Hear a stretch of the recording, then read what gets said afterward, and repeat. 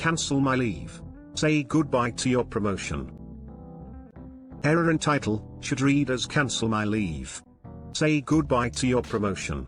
I used to work in a disability shared accommodation agency. It's a job where you support 4 to 6 people with disabilities who share the accommodation. It's shift work, 2 clients per staff member during the day, 1 staff member on a sleepover at night. The rosters are 4-week rotating rosters. I was employed as a 0.75, meaning I work 75% of what is considered full-time, equating to 57 hours a fortnight.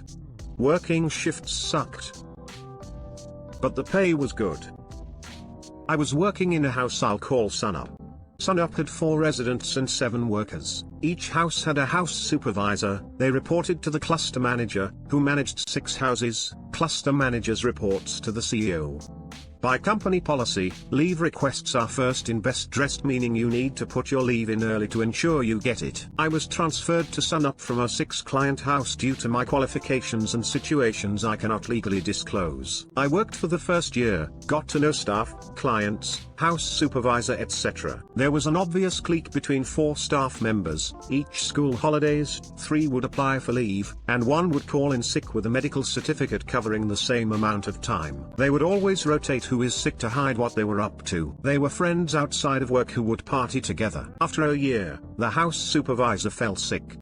One of the clique members, Karen, was appointment acting supervisor, and it went to hell. She tried reducing my hours and giving extra time to a friend. I pointed out that I'm contracted for 57 hours a fortnight, so I'm getting paid for 57 hours a fortnight.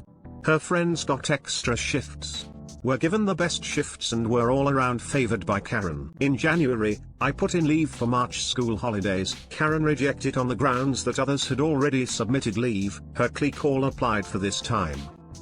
I left this alone. In March I checked the leave calendar for the June school holidays. Each house had a leave calendar so management and staff can check who scheduled leave is. It was empty. I submitted leave again and it was rejected. Karen said sorry, you were too slow. Karen said that A, B, C, clique, already submitted leave.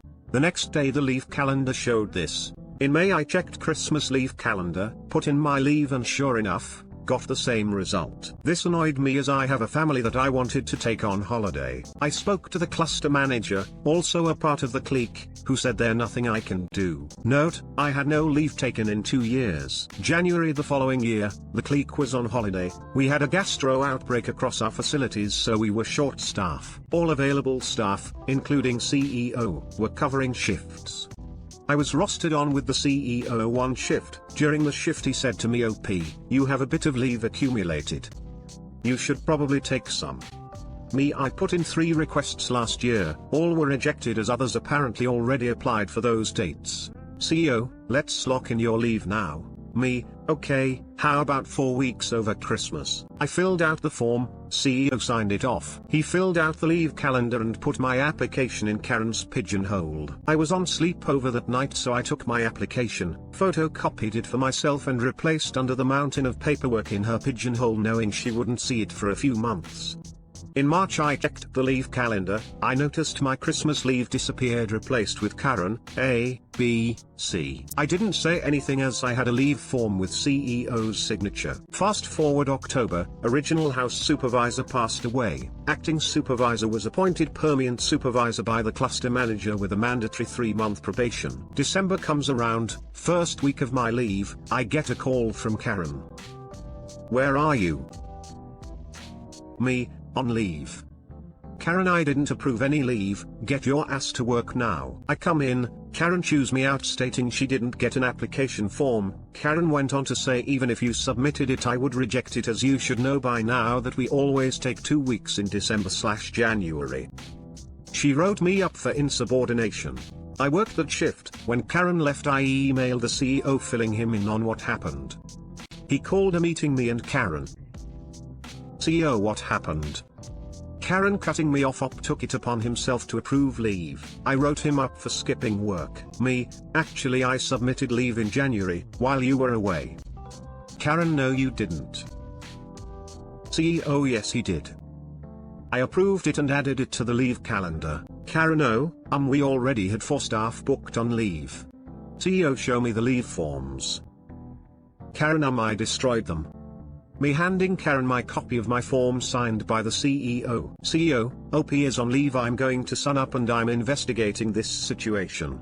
OP, my apologies, go home. I'm extending your leave by an extra week. I go home. I come in 4.5 weeks later to be told that Karen has lost her promotion. She is thin ice. CEO found out that Karen has been rejecting leave requests. She shredded my request without looking past the date. She deleted my leave from the calendar. The CEO told Karen that this borders on fraud. The CEO also separated the clique to different houses. He changed the leave policy to state that he must sign off leave requests, in addition to house supervisor and cluster managers. He ensured that all staff had access to prime leave dates. Karen was fired 2 weeks later for failing audit requirements. Edit, to clarify why the CEO did grunt work. Funding bodies stipulated that during day 1 staff was required for every 2 clients. We were short-staffed across the board. There was lots of juggling staff. All staff employed with the company not on leave were working in houses, including CEO, cluster managers, administration. They were rostered on with qualified staff who took the lead. CEO had social worker qualifications, social work experience, but no support worker experience. It was an extreme situation that could see funding withdrawn. The reason why he extended my leave by a week is because this incident took place on the Monday. CEO meeting took place on Wednesday or Thursday, can't remember exactly. As I worked Monday and got called in for the meeting, I wouldn't have gotten my 4 weeks. Now to the comments. I cannot handle conspiring coworkers. I'm super glad you ended up getting what you deserved, smile. OP replied, thanks, wasn't my intention to cost her promotion, but it was an excellent outcome. She cost herself her promotion. Brilliant. Loved reading this. That's a good CEO there. OP replied, admittedly it's intimidating coming to work and finding out the CEO is covering a shift. He is an awesome guy. I'm no longer there, but we keep in touch. Any CEO that has worked his way up, or is willing to work the floor with his coworkers, is worthy of praise. There's way too few of them. She committed fraud. They all did, and they all should be fired. I can't imagine any other scenario where these people were falsifying records and taking their holidays at the same time every year like clockwork ahead of everyone else. They all rigged the system.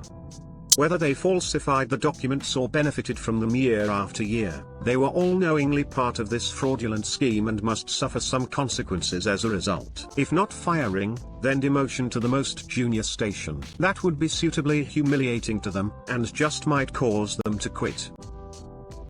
OP replied, I know, but the ringleader was sacked in the end and the other workers ended up in different houses, making it near impossible to schedule leave together. I suppose, and I imagine that they were plenty humiliated when they were caught up in their little scheme. Their petty clique finally got broken up, and the leave system was fixed. You have a bigger heart than most is all I can say. I am just glad that justice was served. Please don't feel guilty over this. What she did is no small crime. This is quite a serious matter in the eyes of the law. She brought this down upon herself. Bad karma is like a boomerang of dicks. It always comes back around to duck you. OP replied, I love this. Wish I could upvote multiple times. If you downvote first, it feels like you're giving 2 upvotes. After reading the title, I was hoping this was a story about pirates. That's exactly how I read it. All that was missing was a "ya." Your CEO just took on a bunch of work to make sure the lowest man is treated fairly. That's badass as duck. OP replied, he did the work because funding regulations required it. He was a fair man. When he was made aware of the staffing issues, he made sure we got through. I didn't even think of my issue booking leave until he brought it up. I just made the best of it. Excellent story and job. Thank you.